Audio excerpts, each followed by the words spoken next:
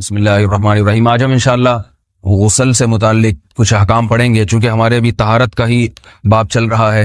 غسل کب فرض ہوتا ہے اور غسل کا طریقہ کیا ہے؟ رسول اللہ صلی اللہ علیہ وسلم نے فرمایا ان اللہ لا یستحی من الحق، اللہ تعالی حق بات کو بیان کرنے سے حیا نہیں کرتے۔ تو غسل کے جو مسائل ہیں ان میں بھی بعض دفعہ کچھ ایسی باتیں آتی ہیں جو بظاہر حیا کے خلاف ہیں، لیکن علم کی ایک بات ہے، سیکھنے اور سکھانے میں حیا اگر کریں گے تو پھر ظاہر ہے ساری زندگی جاہل ہی رہے گا انسان۔ اور غسل کے مسائل سیکھنا اس لیے ضروری ہے کہ غسل جب فرض ہوتا ہے تو جب تک مکمل غسل نہ ہو آپ کی نماز ادا نہیں ہوتی۔ رسول اللہ صلی اللہ علیہ وسلم نے فرمایا الماء من الماء، حدیث ہے کہ غسل فرض ہوتا ہے خواہش نفس کے ساتھ جسم سے منی خارج ہونے سے۔ مرد پہ غسل کب فرض ہوگا؟ جب اس کے جسم سے شہوت کے ساتھ منی خارج ہو۔ منی بالکل سفید رنگ کی چیز ہے، ایک ہوتی ہے مزی۔ شہوت پیدا ہونے سے اگر کسی کے مرد یا عورت کے صرف رطوبت خارج ہونا شروع ہو گئی، اس سے غسل فرض نہیں ہوتا۔ جب تک مکمل شہوت پوری نہیں ہو جاتی اور مادہ منویہ خارج نہیں ہو جاتا، چاہے احتلام کی صورت میں ہو یا کسی بھی طرح سے ہو۔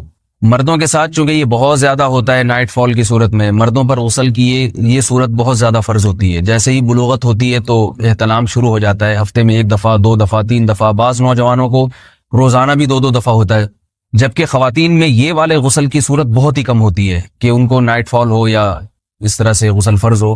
ہزاروں میں کسی ایک عورت کے ساتھ ایسا ہوتا ہے۔ ایک صورت تو یہ ہے غسل فرض ہونے کی۔ دوسری صورت کیا ہے کہ جب انسان اپنی زوجہ کے ساتھ ملاپ کرے اور انٹرکورس ہو جائے، چاہے اس صورت میں ڈسچارج دونوں میں سے کوئی ہو یا نہ ہو، لیکن دونوں پہ غسل فرض ہو جائے گا، مرد پہ بھی اور عورت پہ بھی۔ یہ تو مردوں کے غسل کے فرض ہونے کا ہے۔ مردوں کے غسل میں ایک چیز یہ بھی ہے کہ اگر آپ نے رات کو نیند کی اور صبح آپ اٹھے اور آپ نے کپڑوں پہ نشان دیکھا، اب آپ کو یہ پتہ نہیں چل رہا کہ یہ منی کا نشان ہے یا مزی کا ہے، تو بھی آپ پر غسل کرنا فرض ہے۔ یہی سمجھا جائے گا کہ یہ آپ خواب میں ڈسچارج ہوئے ہیں۔ عورت پر جو غسل فرض ہوتا ہے ایک اور صورت میں ہوتا ہے کہ جب خواتین کو ایام آنا بند ہو جاتے ہیں، حیض یا نفاس سے جب پاک ہو جائیں، تو بھی ان پہ غسل فرض ہے۔ یہ تو غسل کی فرضیت سے متعلق احکام تھے۔ کچھ چیزیں ایسی ہیں جن میں غسل سنت ہے، فرض نہیں ہے۔ جمعہ کے دن غسل کرنا رسول اللہ صلی اللہ علیہ وسلم نے بہت زیادہ تاکید کی ہے۔ سنت کی 2 قسمیں ہیں، سنت مؤکدہ اور سنت غیر مؤکدہ۔ مؤکدہ وہ ہوتی ہیں کہ جن کو چھوڑنے کا اگر کوئی معمول بنا لے تو گناہ کا خطرہ ہے، اور ایسا شخص قابل ملامت ہے، اسے شریعت ملامت کرتی ہے، برا بھلا کہتی ہے۔ تو غسل سنت مؤکدہ ہے ہفتے میں 1 مرتبہ، چاہے جمعے کے دن ہو یا کسی بھی دن ہو۔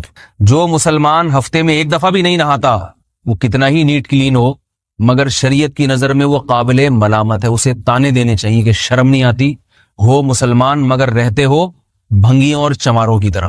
ملامت تو اسی کو کہتے ہیں نا۔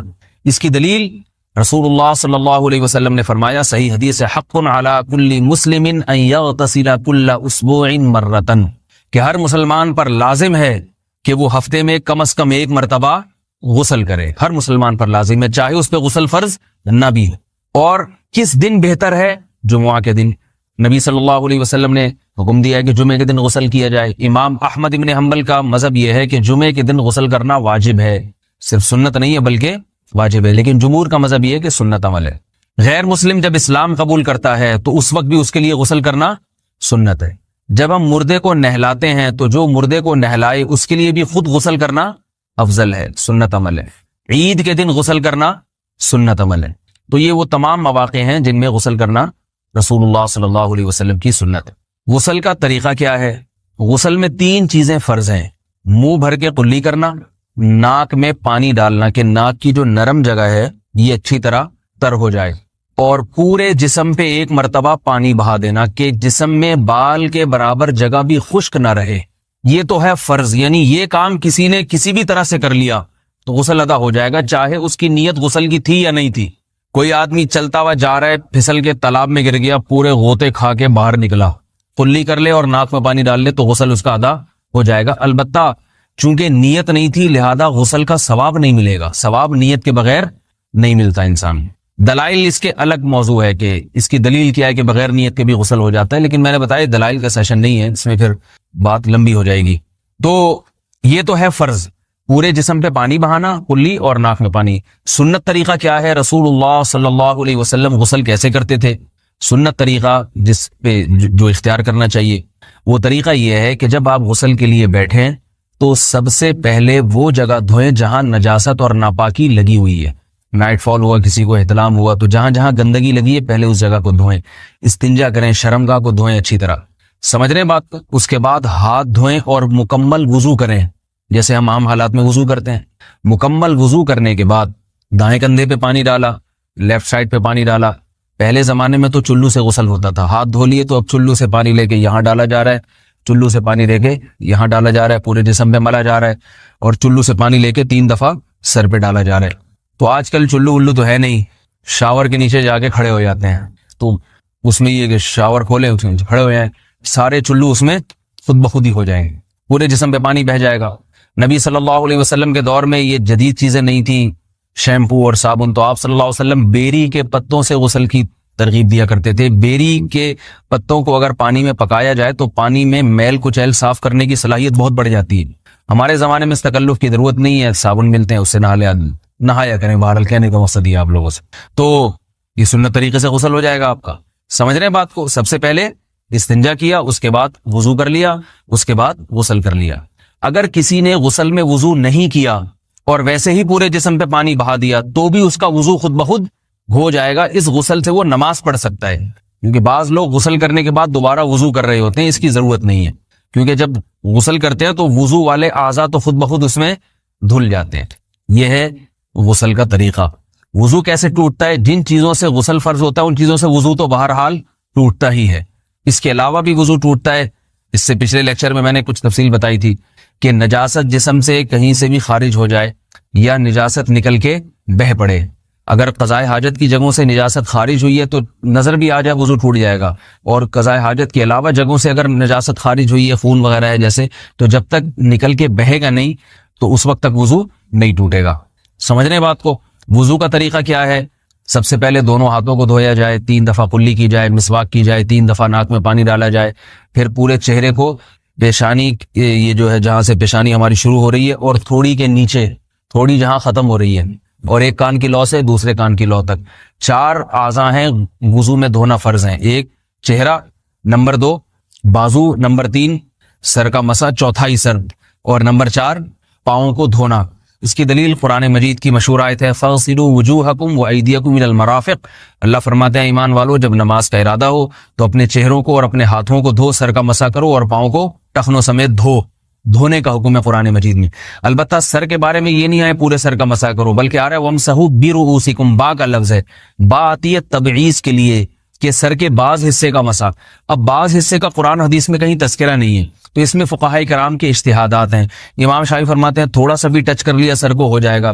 امام ابو حنیفہ فرماتے ہیں نہیں, کم از کم 1/4 کا ہونا ضروری ہے. سب کے اپنے اپنے دلائل ہیں, ان دلائل میں نہیں جاتا. فقہ حنفی کو جو فالو کرنے والے ہیں تو ان کو چاہیے کم از کم 1/4 سر کا مسا, یہ فرض ہونے کے لیے ضروری. مگر سنت کیا ہے؟ پورے سر کا مسا. نبی صلی اللہ علیہ وسلم دونوں ہاتھوں کو بھگو کے پورے سر کا مسا کرتے تھے ایسے. سمجھ رہے بات کو؟ اور مسا کے جو یہ ٹیکنیکل طریقے ہیں کہ آپ یوں پہلے انگلی بنائیں, پھر یوں لے کر جائیں, پھر یوں گھما کے لائیں, پھر یوں, یہ ٹیکنیکل طریقے حدیث سے ثابت نہیں. مسا کا طریقہ کیا ہے؟ بھیگا ہوا ہاتھ لے کے ایسے پورے سر کو ہو گیا. پھر حدیث میں یہ بھی ہے کہ یوں لے جاؤ اور یہ بھی ہے کہ 2 واپس بھی لے کر آؤ, دونوں طرح سے ثابت. تو ایسے بھی کر سکتے ہیں کہ یوں لے جائیں, اور ایسے بھی کر سکتے ہیں لے کے جائیں اور پھر واپس بھی لے آئیں, دونوں طریقے جائز ہیں. لیکن کم از کم سنت اتنی ہے کہ پورے سر کا مسا ہونا چاہیے. بعض لوگوں کو شو مارنے کا شوق ہوتا ہے, اگر وہ واپس لائیں تو بال ان کے خراب ہو جاتے ہیں, کہتے ہیں یار یہ پھر مسئلہ خراب ہو جائے گا, تو پھر ایسے لوگ صرف یوں ہی لے جائیں کافی ہے.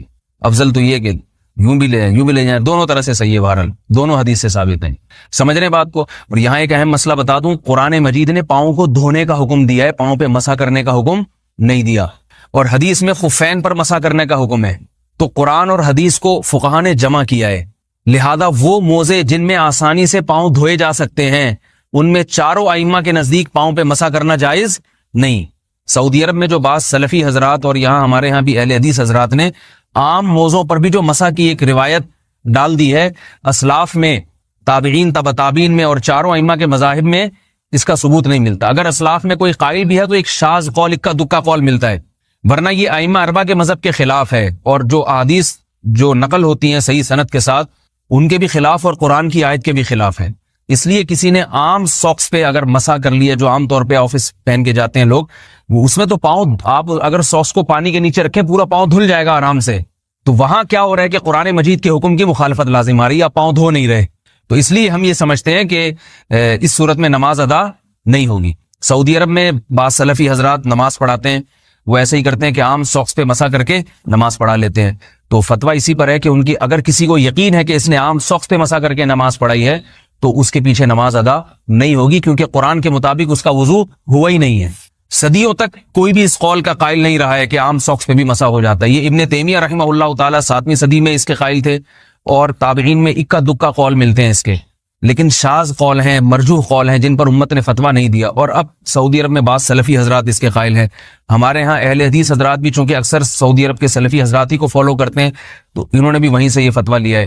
لیکن ائمہ اربعہ کے مذہب میں اور دلائل کے لحاظ سے دیکھا جائے تو یہ مذہب کمزور ہے. قرآن نے پاؤں کو دھونے کا حکم دیا، آپ دھوئیں گے پاؤں جب تک دھونا ممکن ہے.